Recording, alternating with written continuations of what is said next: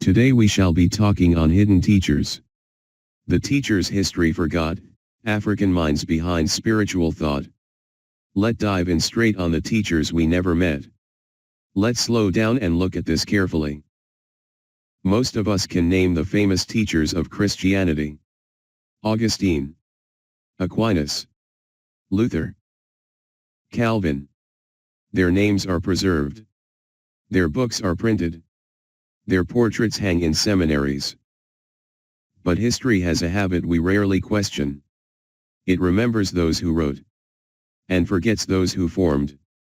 It archives voices that used ink, and loses voices that used presence. And tonight, I want us to sit with a quiet question. What if some of the most influential teachers of early Christian thought were never preserved, not because they lacked wisdom, but because history did not know how to keep them? This episode is not about replacing European teachers. It is not about accusing the church. It is not about proving secret knowledge.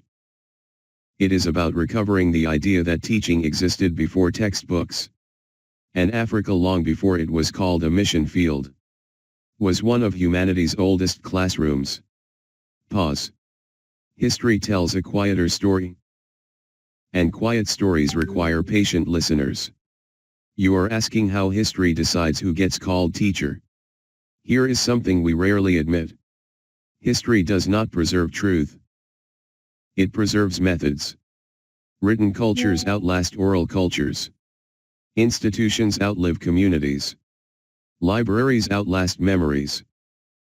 When Christianity became formalized, especially after the 4th century, the definition of a teacher narrowed.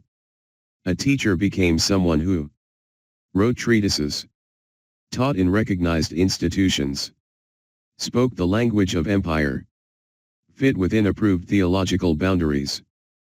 But the earliest Christian world did not look like this. Teaching happened in courtyards, in deserts, in households, through storytelling, through repetition, through embodied example. Much of this teaching never entered parchment.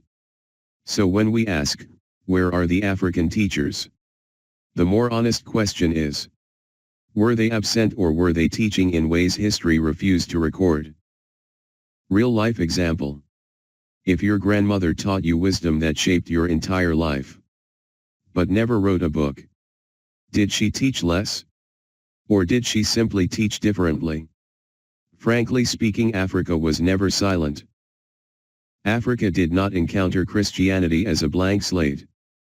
By the 1st century, Egypt housed Jewish communities steeped in scripture. North Africa was philosophically literate. Ethiopia was connected to Jerusalem through trade and diplomacy. Alexandria, in particular, was one of the great intellectual capitals of the ancient world. Not African by accident. African by geography, culture, and people. Christianity did not arrive there to teach. It arrived there to converse. This is where context matters. African teachers did not always ask, what doctrine must I defend? They often asked, how does this truth shape life? How does faith discipline the mind? How does belief transform character? How does wisdom travel through generations? These were not abstract questions. They were lived ones. Who was Alexandria? A man with influence without credit. Alexandria produced some of Christianity's most formative thinkers. But what is often forgotten is that these thinkers did not arise in isolation. They were shaped by African philosophical traditions, Jewish interpretive methods, Hellenistic logic, oral teaching circles. Take this carefully. Many theological methods later attributed to Europe. Allegorical interpretation, philosophical engagement, reasoned faith, were refined in Africa first. Yet the African intellectual environment is often treated as a backdrop, not a source. Why? Because history prefers named individuals over collective wisdom. Africa taught in ecosystems. Europe recorded through individual authorship. Different teaching cultures. Different survival rates. What about the desert as a classroom? Let's talk about teachers who never wanted credit. The desert fathers and mothers, many of them African, did not write systematic theology. They shaped spiritual psychology.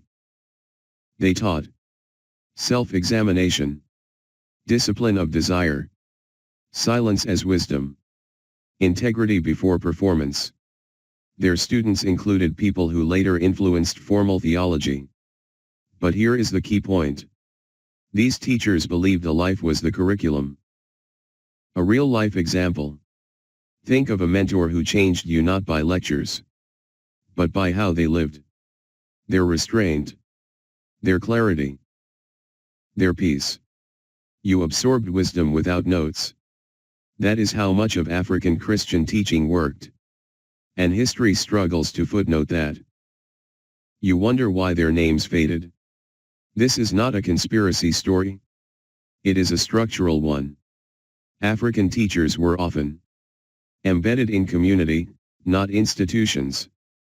Oral, not textual. Collective, not individual. Spiritual guides, not doctrinal enforcers. When Christianity aligned with empire, what survived was what could be standardized. Africa's wisdom was relational. Empire needed replaceable systems. So the influence remained. But the names did not. What was never written became easy to forget. Another question is what mature faith does with this knowledge. Mature faith does not panic when history is incomplete. It does not rush to claim superiority. It does not demand replacement heroes. It simply says, the story is larger than we were taught. African Christians today do not need invented legends. They need restored dignity. To know that their ancestors thought deeply. Their cultures were intellectually fertile. Their spiritual contributions mattered. Not to reject others but to stand whole. Faith grows stronger when it knows its full family history. In closing, let me leave you with this. Not all teachers stand behind pulpits. Not all wisdom wears titles. Not all influence signs books. Some teachers disappear from history. Not because they lacked truth, but because they trusted people more than paper. In the next episode, we will talk about what faith looks like when it matures beyond fear. Until then, read slowly, think deeply, and remember, history tells a quieter story to those willing to listen.